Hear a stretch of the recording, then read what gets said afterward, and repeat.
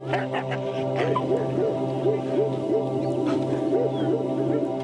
is die laaste paar jaar 'n gier wat al hoe meer kop uitsteek in Suid-Afrika. Wolfkruisings wat as troeteldiere aangehou word. En al is wolwe die voorvaders van alle honde, is hulle steeds uitheems. Nou 'n wolfkruising is 'n hond wat tussen 5 tot 90% wolf is en hulle word plaaslik as die perfekte waghonde verkoop. Maar dis eintlik 'n verdraaiing van die waarheid want geen teeler vertel jou dat die aanhou van die honde eintlik 'n voltydse werk is nie. Hulle sê gewoonlik dis hoogs intelligente diere, maar nie dat die kruising onvoorspelbaar is nie. Kenners is dit eens dat 'n wolfkruising glad nie 'n troeteldier, waghond of gesinshond is nie. Die meeste eienaars leer maar op die sware manier want hulle het nie genoeg uitgevind voor hulle 'n kleintjie aangeskaf het nie. Soos David Nicol van Drummond wat nie minder as 6 van die honde het nie. Vandag is 'n dag wat David in die toekoms eerder sal wil vergeet en die trop voel dit ook aan. Larry Paul van die Husky hou met toevlugsoord buite Ryds kom die trop oplaai. David se diere het begin amok maak in die omgewing en die mense het druk op hom geplaas om 'n plan te maak. They're beautiful animals.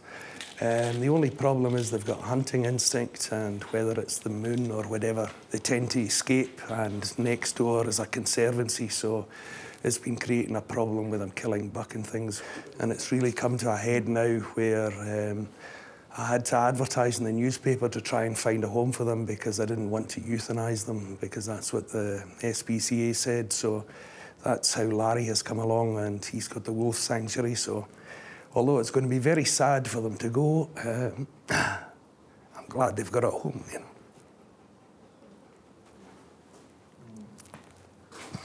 David sê hy het nie besef die diere sou sulke probleme veroorsaak nie. These are my family because 4 of them have been born here. It's like children to me. It's definitely preferable to the euthanization because the way I for all just following their instinct is my mistake for bringing them here and for them not being enclosed enough. Die 6 wolfkruisings se nuwe tuiste agter draad in die Vrystaat is 'n laaste hoop. As dit nie uitwerk nie, sal hulle uitgesit word. Kyk, die oorspronklike wolwe is ingebring en van die honde is deur na die hondeskool, die Weermag hondeskool. En van die honde is deur na die SAP hondeskool toe. So ons het die honde geteel met Duitse herders, ons het probeer om die stamina uit te kry vir spoosny tipe werk, patrolliehondwerk en daai tipe ding. Dit het nie eintlik mooi uitgewerk nie. Jy weet soos jy kan sê 'n Duitse herder sal dit doen, hy sal dat doen, hy's predictable. Dis wat ons noem 'n genetic predisposition van die dier. Met die wolwe kan jy dit nie sê nie want elkeen is heeltemal anderste. Alhoewel hierdie eksperiment laat vaar is, het die wolwe en die wolfkruisings gebly. Soveel sodat jy vandag op die internet hierdie diere te koop kan kry. Wolfdog pups for sale, 75% wolf, no papers needed, great guard dogs, very loyal, grow quite large. They're all sold there. Are they all sold? Maar ek vra hom toe uit oor die honde se gedrag en hoor wat sê hy. They're really great as guard dogs, especially if you've got large properties. Maar die kenners stem nie saam nie. Eerlikwaar, as jy hom in 'n hoek druk, gaan hy homself verdedig, maar enige dier sal dit doen. As hulle die opsie het, sal hulle weghardloop. Hierdie wolfkruis is van haar vorige eienaars gered.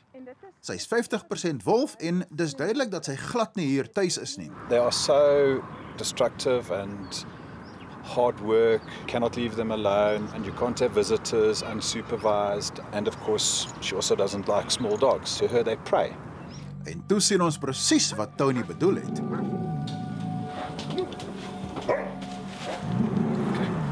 As Tony nie sy wolfkruising so goed geken het nie en verkeerd opgetree het, het ons waarskynlik 'n ander prentjie gesien. En hoewel hulle pragtige diere is daar 'n onvoorspelbare element teenwoordig. En dis waarom die Husky hou met toevlugsoord, een van 3 in die land, binne 5 jaar na meer as 170 diere moet omsien. Hulle land hier wanneer hulle eienaars nie meer kan sien om hulle aan te hou nie. En steeds word baie van hulle jaarliks verkoop. Wolfkruisings en wolwe. No permits, no nothing. If you've got the money, they will sell you a wolf, and they're expensive. There are hundreds of people breeding them. I've heard of figures, there are 64,000 wolf crosses in the country. As gevolg van die mens se onkunde en kom ons noem dit maar vertoon, moet hierdie diere vir die res van hulle lewens in 'n draadkampie bly. Maar tog betwyfel ek dit sterk of hierdie troostprys al enige vryheid kan bied.